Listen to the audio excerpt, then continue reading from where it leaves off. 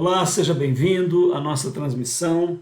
Estamos num estudo impressionante acerca do Apocalipse de Jesus. Buscamos no texto que está no Evangelho de Mateus, Marcos e Lucas. Estamos recheando com os profetas, dando uma visão incrível. Se você perdeu o estudo de número 8, passado, não deixe de vê-lo, porque eu fiz um grande resumo e dei um contexto. Nós estamos agora já na grande tribulação. Eu vou passar aqui o slide para dar um panorama para vocês que estão vendo o vídeo agora.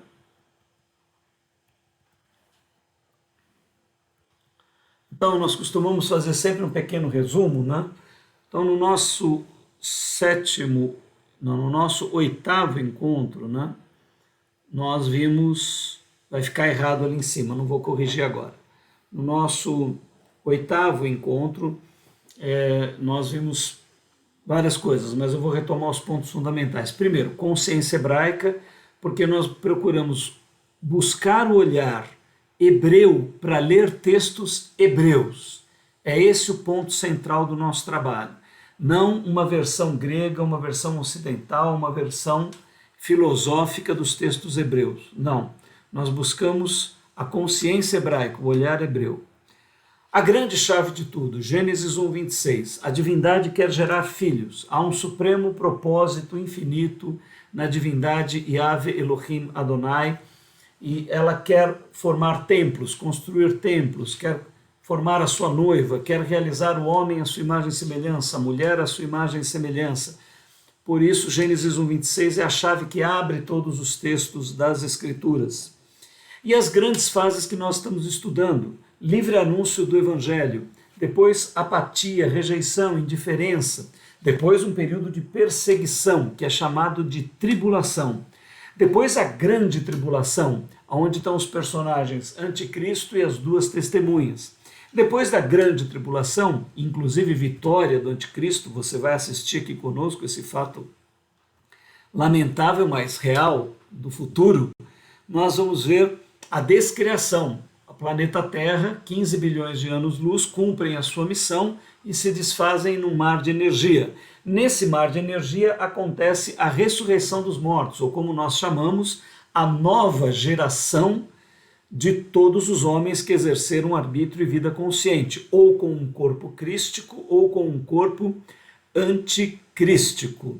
Depois desse novo nascimento acontece a parousia, a segunda vinda de Jesus nesse lagar de energia, e assim o arrebatamento dos crísticos. E também o milênio, né, dos anticrísticos. Então, depois do arrebatamento, tem o milênio dos crísticos e o milênio dos anticrísticos. Culmina o milênio na Batalha do Armagedon, que nada mais é do que a descriação do tempo, da morte do próprio abismo, o que é chamado a segunda morte, a morte espiritual que está em Apocalipse. Depois a grande festa, as bodas do Cordeiro e a viagem cósmica de evolução infinita do ser humano como templo e filho de Deus rumo às fontes da água da vida. Como nós já dissemos, o reino dos céus não é uma chegada, mas é uma partida, é uma viagem do finito rumo ao infinito. O que nós vimos no nosso oitavo encontro? Fizemos um grande resumo, por isso que ele foi importante. Demos uma olhada em tudo que estava acontecendo e também vimos, vou colocar a minha imagem aí no PowerPoint para você se sentir mais acompanhado. Depois vimos também, estamos estudando os dois grandes, as duas personagens grandes, né, dessa fase, que é o Anticristo e as duas testemunhas. Ok, se prepare, os textos são maravilhosos, incríveis, impressionantes, e nós vamos agora para o nosso texto que estávamos usando. Lembre-se, nós vimos Tessalonicenses 2, falando acerca do Anticristo. Olha como ele descreve, o qual se opõe e se levanta contra tudo que se chama Deus. Lembre-se que nós falamos que a espiritualidade vai enfraquecer, a espiritualidade não, a religiosidade humana vai entrar em decadência e falência. Isso é que vai dar o clima desse homem se levantar. Hoje, por exemplo, seria impossível alguém se levantar contra tudo que se chama Deus na humanidade, porque uma grande parte da humanidade ainda é religiosa, é espiritualista. Mas nós estamos descrevendo um futuro longínquo, onde isso vai ter mudanças, transformações. E depois lá diz, ele e tudo que se adora, de sorte que se assentará como Deus, no templo de Deus, querendo parecer Deus. Lembra-se qual é a tônica do anticristo? O anticristo quer mostrar que o homem é o próprio Deus. Esse é um ponto importante que eu queria ressaltar para você. Vamos pensar um pouquinho sobre isso. Eu queria que você meditasse comigo. A divindade quer gerar um ser à sua imagem e semelhança, ou seja, ela quer formar deuses, Elohims, filho de peixe, peixinho é. Você está destinado a ser um Elohim, meu irmão, minha irmã, meu querido, minha querida, meu companheiro, minha companheira. Você tem isso no seu DNA, é o teu âmago mais profundo. Por isso, se você tem problemas de autoimagem, se você teve um passado terrível, se socialmente você não é uma pessoa valorizada, se esteticamente você nunca se sentiu muito adequado, saiba que o maior tesouro da tua vida não são todas essas circunstâncias, mas a substância que está dentro do teu interior. Você foi chamado pela vida para se tornar templo da Suprema Divindade. Este é o propósito para todo ser humano que nasce, para toda a vida humana que surge. Ora, então parece que é tudo meio parecido. Se o anticristo quer ser Deus e Deus quer que nós sejamos Deus, então está tudo certo. Não está nada certo. Sabe por quê? Nós vimos o arquétipo de Caim e o arquétipo da Babilônia, aquela da confusão das línguas. O anticristo quer isso, mas sem o apoio de Deus, sem a ajuda de Deus. Ele quer ser Deus. Ele não quer ser criado por Deus, ele quer ser o próprio Deus. E ele entende, na sua visão, de que nós somos o universo consciente, nós somos muito maior do que o universo, nós somos Deus, ele conclui. E ele é um cara bem sucedido, nós vamos ver as características principais dele. Então, se prepare, nós estamos neste contexto, e você vai ver textos incríveis, que inclusive são muito confundidos pelo cristianismo, porque consideram que esses textos falam acerca de um anjo que caiu, acerca de Satanás, e não de um homem. E, na verdade, estes textos estão descrevendo um ser humano que ainda nascerá, que é aquele que se coloca no lugar do Cristo, aquele que quer ser Deus e quer realizar toda a humanidade. Eles propõem que haverá uma nova fase de vida na humanidade. Então vamos voltar aqui para o nosso texto, para que você continue vendo o que está lá em Isaías.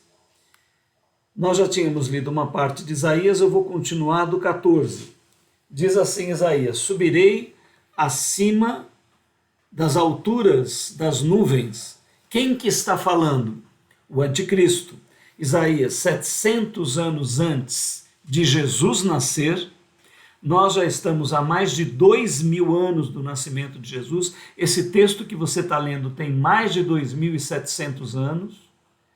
E ele está falando de um futuro longínquo que ainda não veio e de um homem que ainda não nasceu.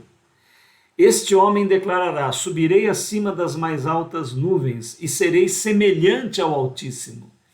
Olha que mistério, né?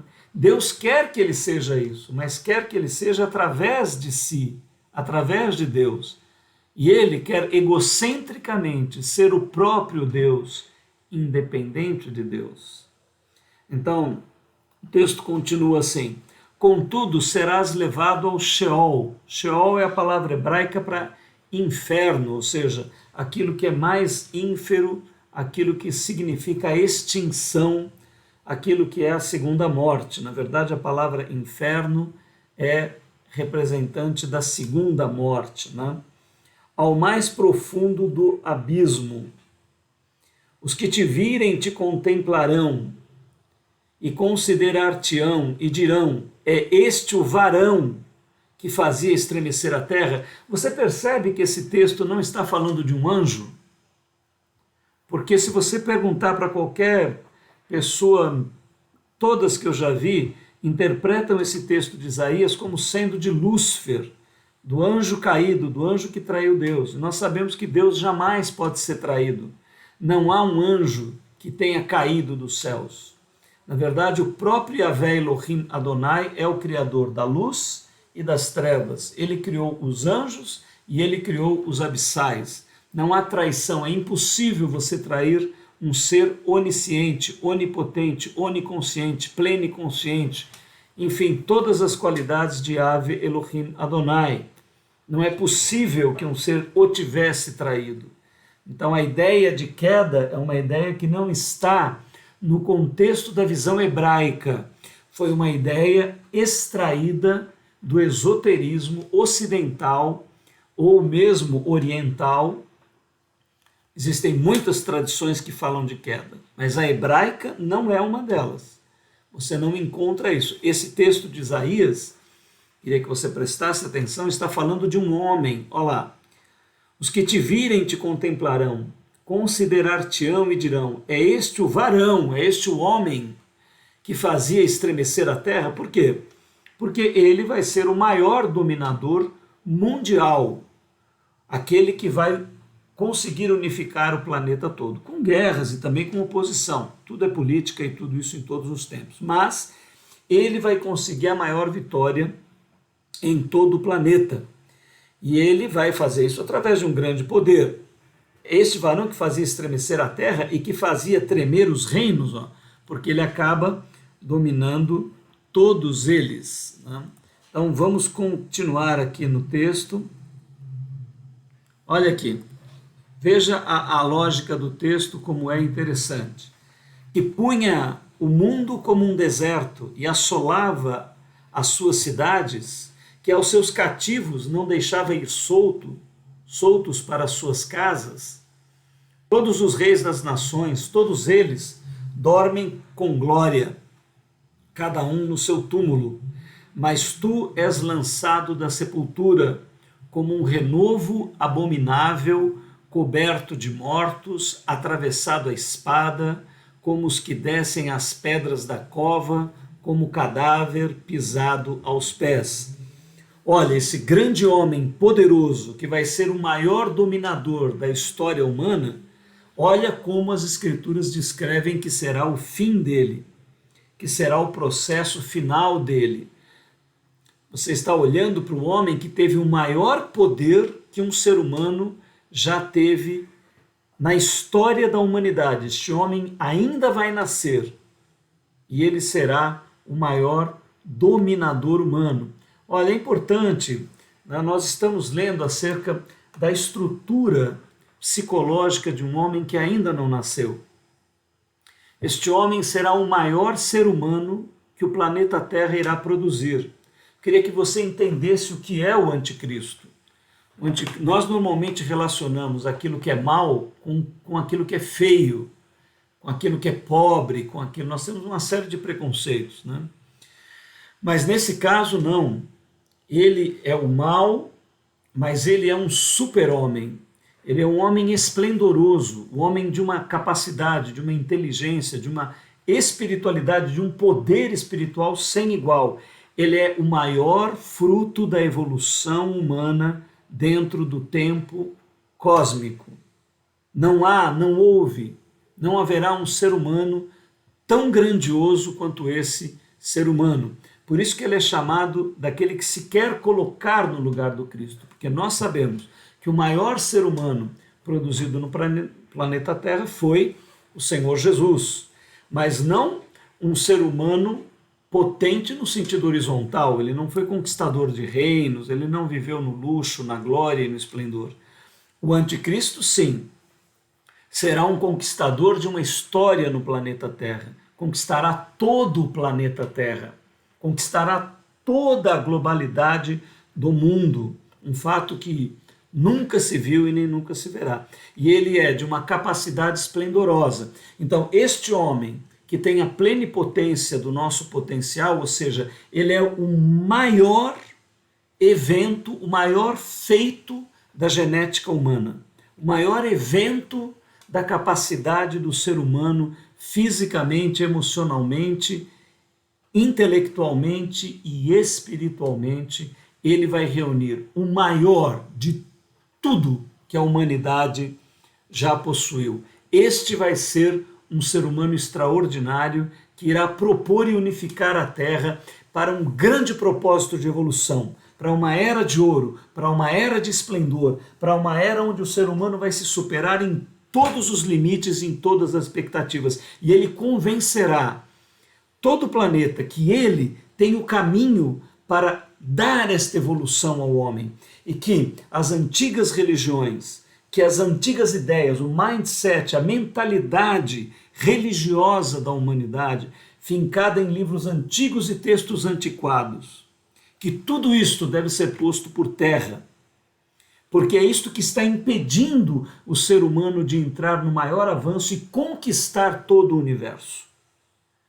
Então, entenda a grandiosidade desse personagem, que ele não será um tolo, que ele não será uma pessoa qualquer, e eu queria que você voltasse nos textos e pudesse montar esta imagem comigo do que realmente será este homem.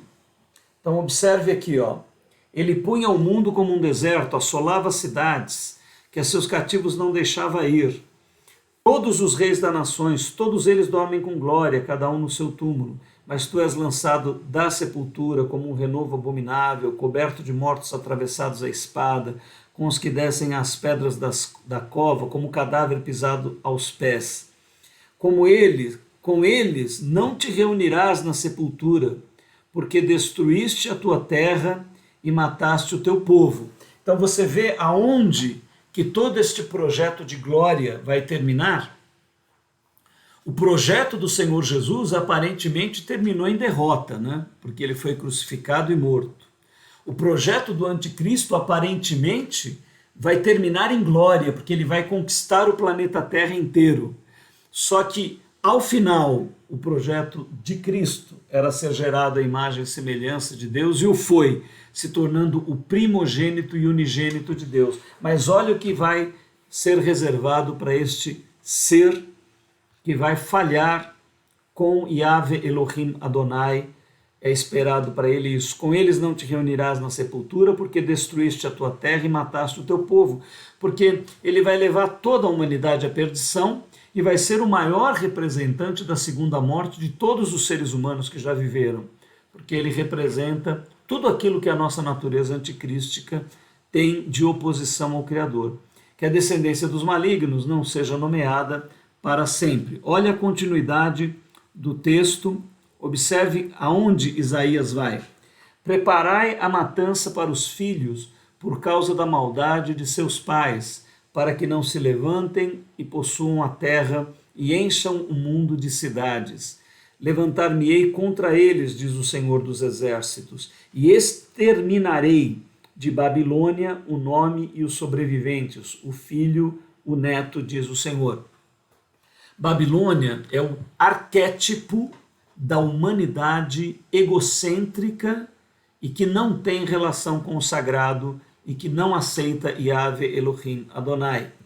Então aqui, quando diz Babilônia, está dizendo com referência a toda essa humanidade. O que está sendo dito? Que não haverá continuidade de gerações. Por quê? Assim que o anticristo for vitorioso, ele vai ter um pequeno reinado, porque logo em seguida os homens de ciência anunciarão que o universo está entrando em colapso e que o planeta Terra será descreado. Aí a humanidade se volta contra ele e o mata. Nós vamos ver momentos interessantes de quando ele é morto, ele que foi o maior homem de todos os tempos. Você vai ver como ele mesmo fica impactado pela mudança dos acontecimentos que ele não esperava. Então aqui está dizendo que toda a terra será exterminada a partir desse momento. Nós estamos vendo aqui o fim da história humana. Quando nós entrarmos na descriação, eu vou selecionar vários textos que vai mostrar para você que o universo e a terra serão desfeitos e descreados. Olha aqui o que está escrito. E reduzi-la-ei a uma possessão de ouriço e a lagoas de águas, e varrê-la-ei com a vassoura da destruição. Tem traduções que falam com a vassoura da perdição. Qual é o contrário de destruição e perdição? É salvação. A salvação é o homem transcendente, o homem que adquire um corpo espiritual indestrutível e vai evoluir indefinidamente no seio da suprema divindade como filho de Deus. E a vassoura de destruição, de aniquilação, é a segunda morte descrita no Apocalipse, que é o fim do próprio tempo e do próprio abismo, diz o Senhor dos Exércitos.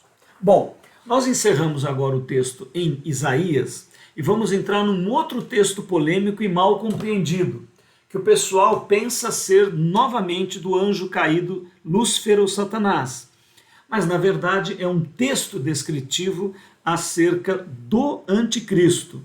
Então, eu queria que você prestasse atenção no texto de Ezequiel 28, onde está escrito assim: de novo veio a mim a palavra do Senhor, dizendo: Filho do homem, dize ao príncipe de Tiro. Lembre-se que no primeiro texto ele usou o imperador da Babilônia como uma figura do anticristo.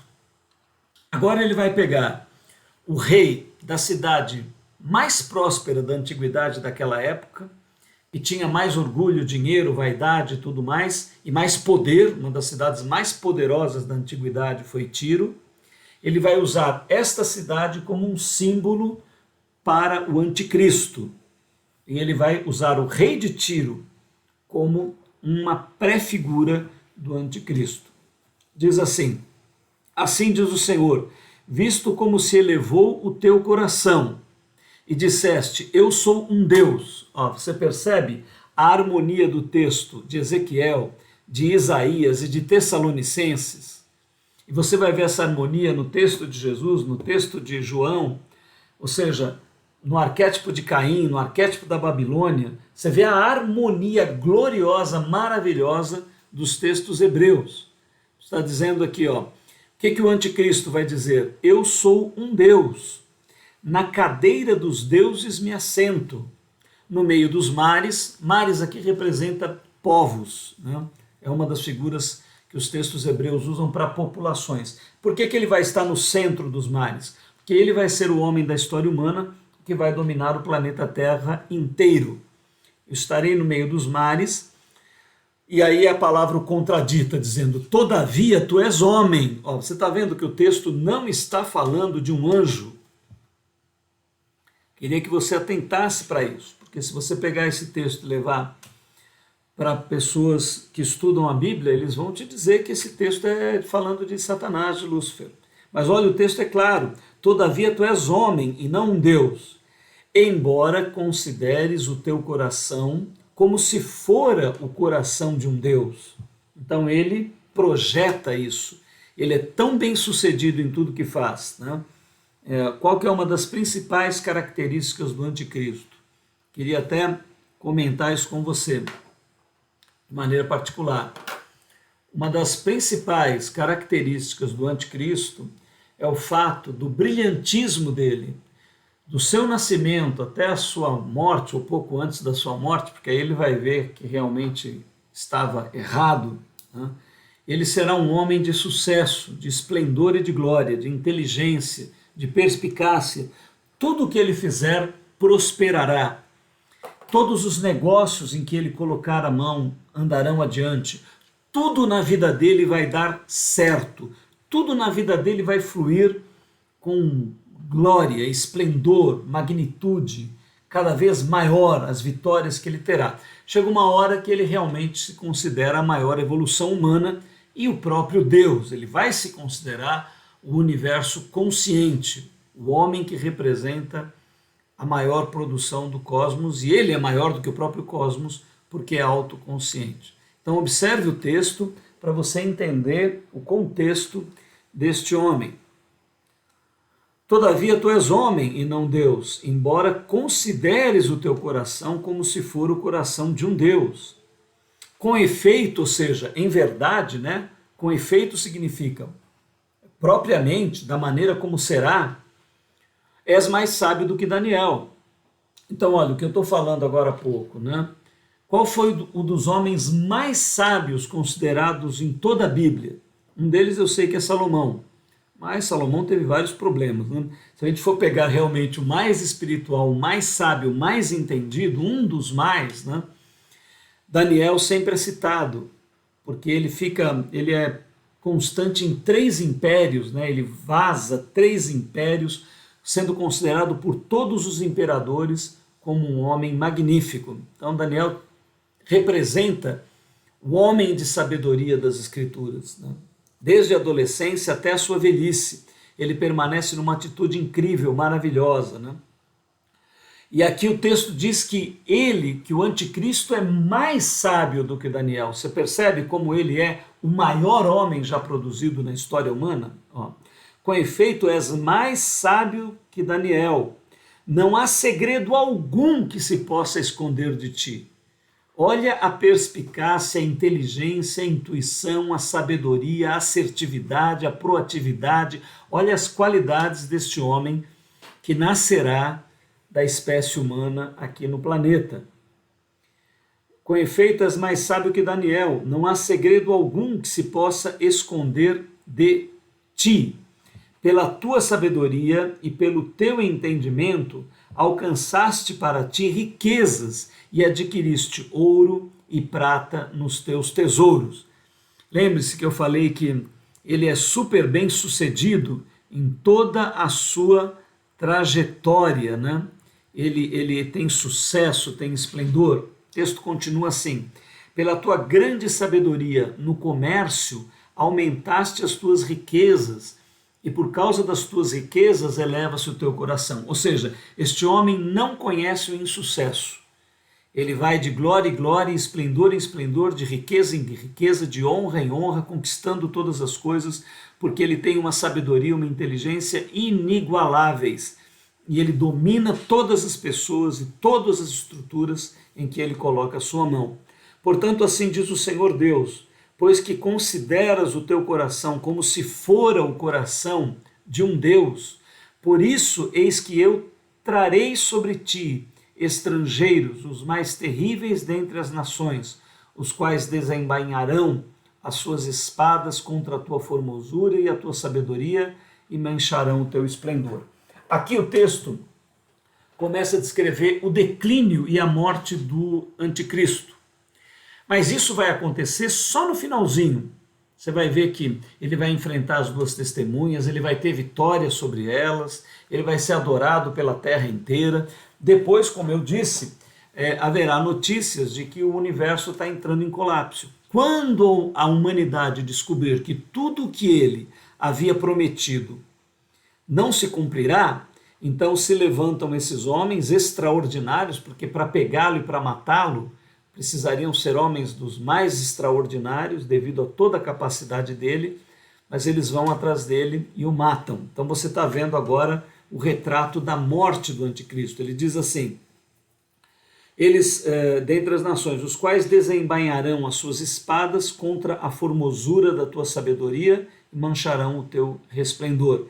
Eles te farão descer a cova e morrerás da morte dos traspassados no meio dos mares. Ou seja, todos os povos em cadeia mundial assistirão quando estes homens entrarem nos aposentos deste personagem, o anticristo, e matarem ele, transpassarem ele, retirando a vida dele. E toda a humanidade, olha, está no meio dos mares. Tanto o esplendor dele foi no meio dos mares, quanto a morte dele será no meio de todas as gentes, transmitido para todas as nações. E olha, nós temos aqui, olha como o texto, o profeta entra em detalhes, inclusive da fala do anticristo. Olha que interessante. Acaso dirás ainda diante daquele que te matar: eu sou um Deus? Olha, ele mesmo está espantado, né? Porque ele nunca havia tido uma derrota, nunca havia tido um insucesso, né? Tudo ao final ele vencia. Nós vamos ver em alguns textos de Daniel que o império dele é conquistado com esforço, evidentemente com momentos difíceis. Mas sempre ao final ele era vitorioso, é isso que eu quero dizer. E agora ele mesmo está espantado, porque invadem o espaço onde ele está e agora alguém o transpassa, um outro ser humano. E ele então fala: eu sou Deus. E a resposta: mas tu és homem e não um Deus na mão daquele que te traspassa. Olha que incrível, né? nós estamos aqui no passado, vamos dizer assim, que agora é presente para mim e para você, mas ainda não nasceu o anticristo e também não nasceu o menino, que se tornará um homem e que irá transpassar o anticristo. Olha que coisa incrível. Isto está velado na genética humana, né? Eu queria que você sentisse assim a grandiosidade desses textos, né? Queria que você entrasse, como nós estamos com um texto de mais de 2.700 anos, 2.300 anos, e vendo cenas de um futuro que ainda não aconteceu, de personagens incríveis que se levantarão sobre a terra. E olha, eu digo para você, textos foram profetizados desde Adão, primeiro verbalmente e depois escrituradamente nas escrituras hebraicas, que já tem milhares de anos, né? A cultura hebraica celebra aí 5.800 anos. É uma das culturas mais antigas da Terra. E tudo que foi escrito, se você pegar as profecias do Antigo Testamento, do Novo Testamento, né, todas se cumpriram. E eu pergunto para você, será que estas que nós estamos lendo não se cumprirão? Não se realizarão? Então eu queria que você olhasse com temor, com tremor, olhasse esses textos entrando na dimensão espiritual e olhando o futuro que espera a humanidade. E também que isso seja de estímulo para mim, para você, para todos nós. Olharmos as nossas falhas, olharmos para o nosso interior, entrarmos na graça e no amor de Yahvé Elohim Adonai e entregarmos a nossa vida, dependermos dele, não sermos como o anticristo, né? Não querermos independência deste Criador, mas associarmos a nossa vida voluntariamente a Ele, porque Ele nos conduzirá. Vamos voltar aqui ao nosso texto impressionante, empolgante, que conta aqui assim: da morte dos incircuncisos morrerá. O que é o incircunciso? É aquele que não realiza o propósito do Criador, né? Então ele vai morrer de uma morte sem qualidade espiritual, por mão de estrangeiros, pois eu o falei, diz o Senhor Deus. Veio mais a minha palavra do Senhor, dizendo: Filho do homem, levanta uma lamentação sobre o rei de Tiro e dize-te: assim diz o Senhor, tu eras o selo da perfeição. Olha, agora você vai poder entender essa passagem. O que é o selo? O selo é uma marca que é colocada e que distingue aquilo de qualquer outra coisa. Então, quando o rei punha o selo num documento, aquele documento se tornava distinto, porque tinha o selo do rei.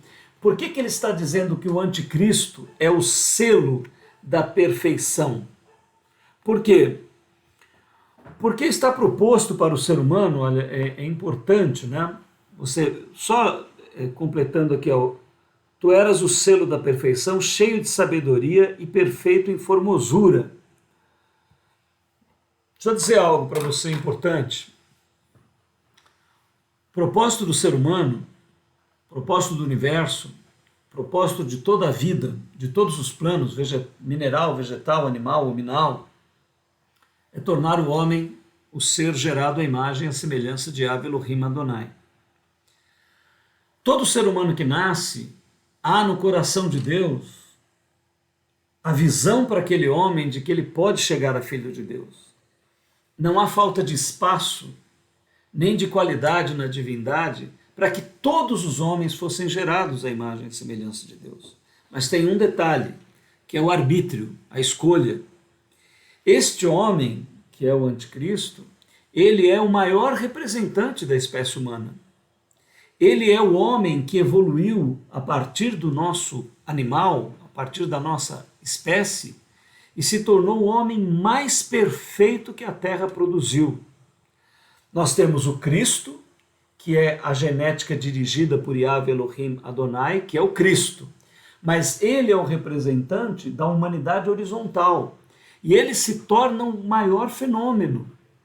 Esse potencial que Deus nos deu para que nós chegássemos a filhos de Deus, ele levou esse potencial horizontalmente, no seu potencial humano, e ele realmente se torna um grande esplendor. Então, ele era o selo, ou seja, a medida da maior estatura que o ser humano pode alcançar. Toda harmonia, toda glória, toda sabedoria, toda beleza, toda honra, toda inteligência, toda intuição. Queria que você percebesse como o texto está descrevendo esse personagem incrível, extraordinário, que será o anticristo. E por isso ele vai seduzir a humanidade toda com a sua qualidade. Olha aqui, voltando ao texto, né? Tu eras o selo da perfeição, ou seja, a marca daquilo que mais se tornou perfeito na terra. Tu eras cheio de sabedoria e perfeito também em formosura. Ou seja, ele tinha a qualidade de filho de Deus dentro dele, com todo esse potencial para ser filho de Deus. Estiveste no Éden. Aqui é preciso ler o texto com muita sabedoria e é por isso que há uma grande confusão de interpretação de que esse texto está se referindo a um anjo caído e não a um homem, né? E, na verdade, nem há história de anjo caído na visão hebraica. Estiveste no Éden. O que é o Éden? O Éden é o lugar das delícias. O que é o lugar das delícias? O homem gerado à imagem e semelhança de Deus. Então, na visão de Deus, era para que o anticristo também fosse seu filho, porque ele tem todo o potencial para ser seu filho. Então, quando ele diz, estiveste no Éden, significa assim, você foi feito para chegar ao Éden, para se tornar a delícia de Deus. Você foi feito para alcançar a glória de Deus e se tornar filho de Deus. Nessa condição, você seria coberto de toda a pedra preciosa, cornalina, topázio, ônix, crisólita, berílio, jaspe, safira, granada, esmeralda, ouro. Em ti se faziam os teus tambores, ou seja, ritmo de cânticos em glória. Os teus pífaros, no dia em que foste criado, foram preparados, ou seja, você foi projetado para se tornar um homem à imagem e semelhança de Deus. Você foi gerado para ser meu filho, diz Yahvé Elohim Adonai ao anticristo. Isso estava proposto para você, ser gerado um filho de Deus, irmão do Senhor Jesus, ter a glória e o esplendor de ser templo da divindade.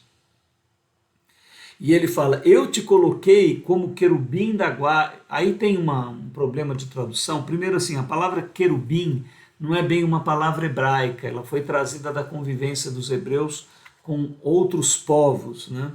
Então, essa palavra foi introduzida no vocabulário de Israel, e aqui assim, eu te coloquei, tem traduções que diz que é com o querubim da guarda, e tem traduções que diz, te coloquei como um querubim da guarda. Bom, de qualquer maneira, a ideia é que o homem pode alcançar a qualidade de filho de Deus, ou seja, Deus está dizendo aqui no 14, eu projetei que você fosse como um ser perfeito, de glória, de esplendor, alcançasse a qualidade de filho de Deus e estivesse sobre o monte de Deus. Olha, o Monte Santo de Deus é um dos símbolos para o homem gerado à imagem e semelhança de Deus. Andaste no meio das pedras afogueadas. Olha, aqui tem dois símbolos, né? Muita gente lê aqui e acha que é aquela fogueira de São João que o pessoal espalha a brasa e anda por cima, né? Misericórdia. Mas aqui é o seguinte, a pedra representa a rocha, que é a suprema divindade, e a eternidade é representada pela pedra. Eu te coloquei como o querubim da guarda, estiveste sobre o monte santo de Deus, andaste no meio das pedras afogueadas. Eu estava nesse símbolo, dizendo acerca que é o símbolo, a pedra representando o eterno e o fogo, a transcendência e a glória. Perfeito eras nos teus caminhos. Olha, gente, que coisa impressionante, né? Este homem tinha toda a qualidade de perfeição. Ele é um fenômeno humano, né? Assim como Jesus alcançou uma qualidade inabalável, ele também alcança, na sua condição humana, o mais elevado esplendor.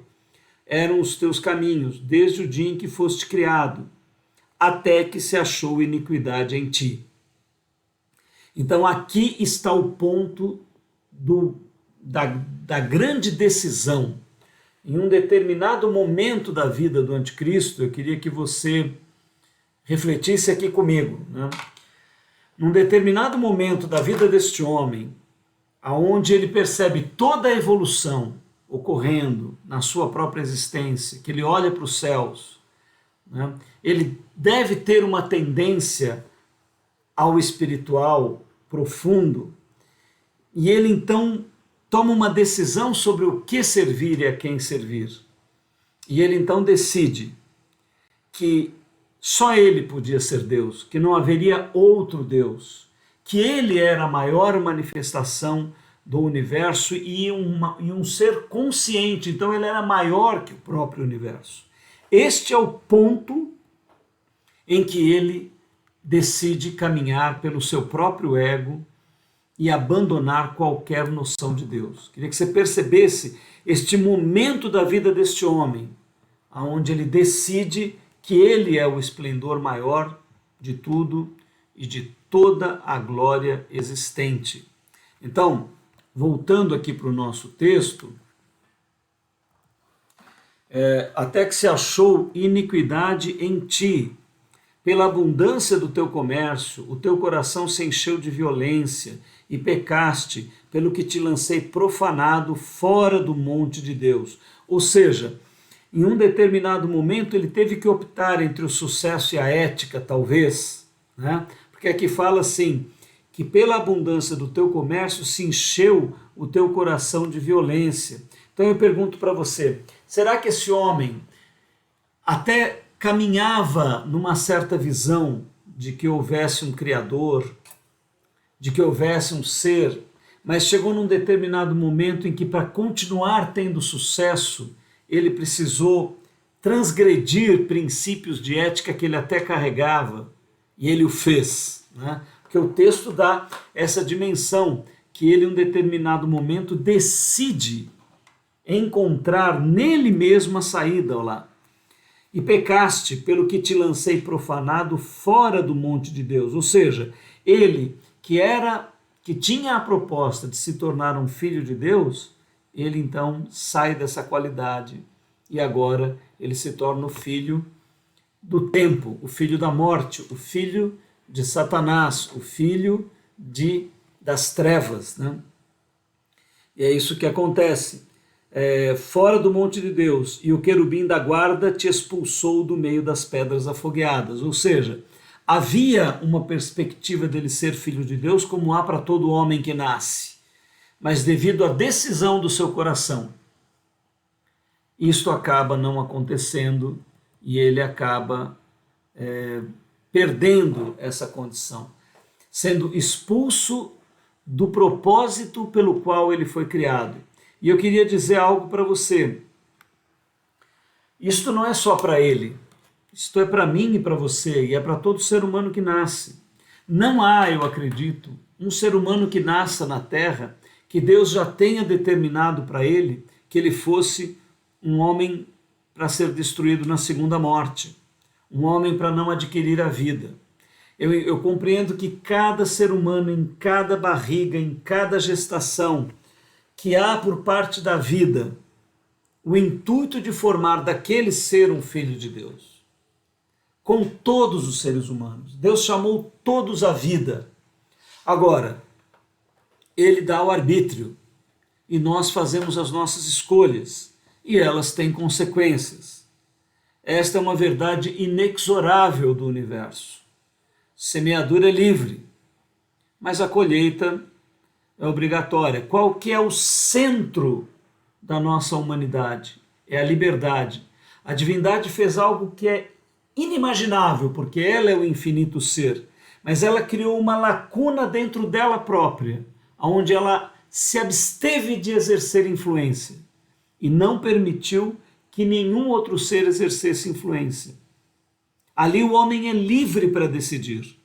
Nem a divindade decide por ele, e nem as trevas decidem por ele. Este é o ponto crucial da minha e da tua história, do nosso desenvolvimento, a escolha que nós fazemos. A escolha é o centro de tudo que o universo, projetado em abismo e celestialidade, a criação do arbítrio, esse é o centro da excelente obra do Criador, onde a sua criatura é livre, ele permite liberdade de escolha à sua criatura. Não sei se você compreende a importância e a profundidade disto, mas aqui nós vemos o desenho do anticristo quando ele se vê diante dessa situação. Pela tua abundância do teu comércio, teu coração se encheu de violência e pecaste, pelo que te lancei profanado fora do monte de Deus, e o querubim da guarda te expulsou do meio das pedras afogueadas. Elevou-se o teu coração por causa da tua formosura. Olha que interessante, gente, como que o anticristo, o sucesso dele, a glória dele, né?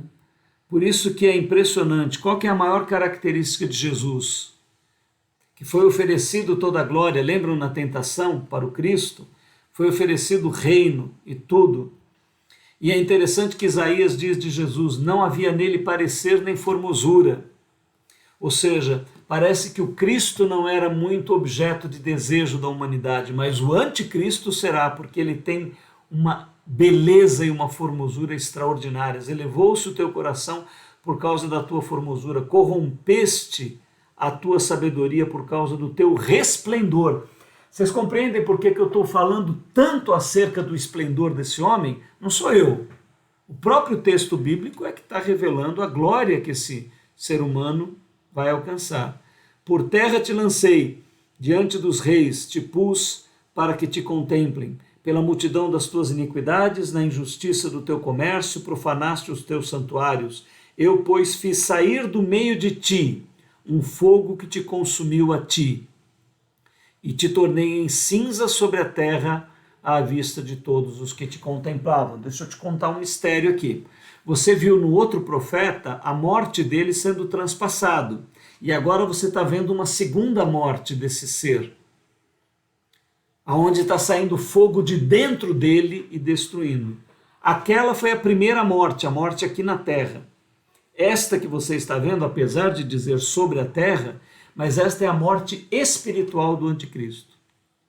Ou seja, você está vendo as duas profecias, a morte dele como ser humano e a morte dele quando o abismo for descreado na batalha do Armagedon, quando ele entrará na segunda morte, que é a morte espiritual, que é a plena extinção da individualidade humana. Gente, nós demos uma boa caminhada, eu espero que você tenha visto o anticristo pelos olhos de Daniel, pelos olhos de Paulo, pelos olhos de Isaías, que você tenha olhado esses textos, não sei se você já leu esses textos dessa maneira, se você, o que você já sentia destes textos, mas leia com muita atenção esses textos, porque eles são extraordinariamente proféticos, revelando tudo o que acontecerá. Eu vou dar uma olhadinha aqui se há alguma pergunta. Maravilha. Ok. Então, gente, nós estamos caminhando para o fim desse nosso trabalho de hoje, né? Não perca no domingo, nós estaremos às 18h30 apresentando o 10º capítulo. São momentos impressionantes. Você vai conhecer melhor as duas testemunhas agora. Nós vimos o anticristo, veremos as duas testemunhas no final.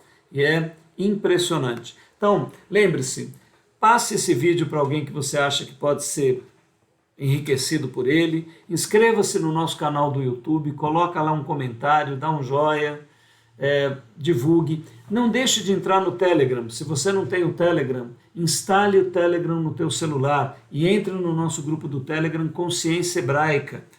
Inscreva-se no nosso canal do YouTube e acompanhe todo o trabalho que está sendo feito. Que esses estudos te estimulem a consagração, a pureza, a cristificação, a ética, a espiritualidade. Que Ave Elohim Adonai em Yeshua HaMashiach, através do Ruach Kadosh, que é o Espírito de Jesus em nós, te dê vida e prosperidade em tudo que você fizer.